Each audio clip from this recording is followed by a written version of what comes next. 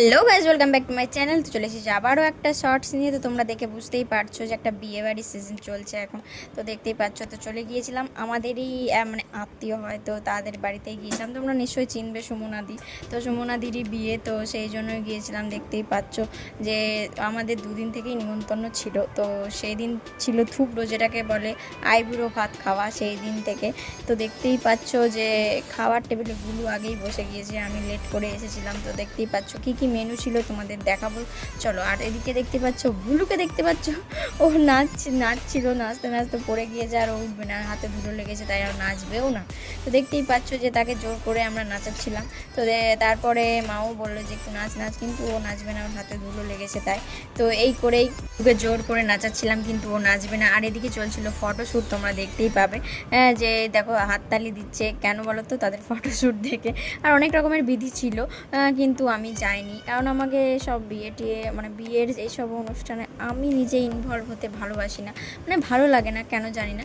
তো দেখতেই পাচ্ছ যে ফটোশ্যুট করছিল আর আমি ক্লিপ নিচ্ছিলাম। তারপরে খাবার টেবিলে বসে গিয়েছিলাম, সিম্পল খাবার। দেখতেই পাচ্ছ প্রথমেই পড়ে গেছিলো সাদা ভাত, তরকারি, আলু ভাজা, এটাই ছিল দিনের মেনু।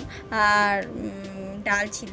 তো দেখতেই পাচ্ছ, তোমরা বিয়েবাড়িতে এইভাবেই কি খাওয়া দাওয়া করো আমার মতো, যে খাবার সময় যাও খেয়ে দিয়ে চলে আসো? আমিও সেরকমই করি। এটা হচ্ছে রাতের লুক মা।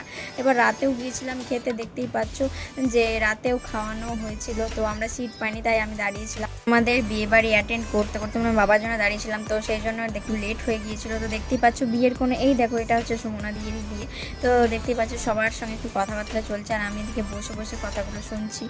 অন্য কাস্টের বিয়েদের কথা নিয়ম আমার জানা নেই, কিন্তু বাঙালিদের বিয়ের এত নিয়ম যে দিন পারই হয়ে যায়। এটা হচ্ছে অপুদাদুর মেয়ে, তো দেখতেই পাচ্ছ নতুনই হয়েছে। আর এটা হচ্ছে ছলনা তলা, যেখানে বিয়েটা হবে। তো দেখতে পাচ্ছ খুব সুন্দর করে সাজিয়েছে। আর রাতে যা যা খাবার ছিল তোমরা আবার দেখে নাও, শাক, ডাল, আলু ভাজা, তরকারি, মাছ, এসবই ছিল। আর পায়েস ছিল, কারণ পায়েসটা খাওয়ানো হয় যাদের অন্নপ্রাশন হয় না, তাদের জন্য এই পায়েসটা খাওয়ানো হয় বলেই আমি জানি। তোমরা যদি অন্য কিছু জেনে থাকো নিচে কমেন্টে জানাও। বিয়ের শর্টস নিয়ে দেখা হচ্ছে, বাই বাই।